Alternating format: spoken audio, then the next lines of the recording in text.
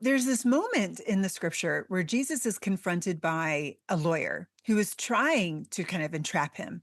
And he says to Jesus, "How do I get into heaven?" And Jesus says, what did you learn in Sunday school? And he says, "Well, love God, love your neighbor." Jesus says, "Well, go ahead and do that." And he says, "But who is my neighbor?" So what is he doing with it? He's trying to actually kind of X out certain people who he does not need to love.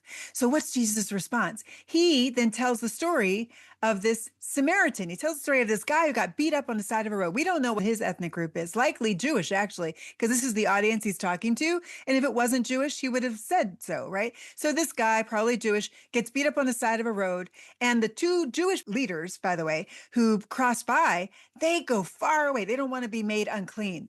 And the Samaritan, who is the ethnic enemy of the Jews, stops and helps the guy and puts him up overnight and pays for his health care. And it's this radical love that he shows for the Samaritan. And Jesus flips the script on the lawyer. He says, who was a neighbor? Who was neighborly? Not, he never answered the question of who is your neighbor. He says, who was a neighbor?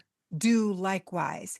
Be a neighbor. And this has implications, because what does it look like for us to be a neighbor to those who consider us their ethnic enemies? To those the world would be totally fine if we never had a relationship with any of these people. Be a neighbor. We see people. We have seen people in Minneapolis and Chicago and Los Angeles, all over the country, being a neighbor to those who normally would have been X'd out of the need to love category.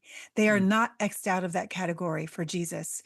So what would it look like for you to love that neighbor today?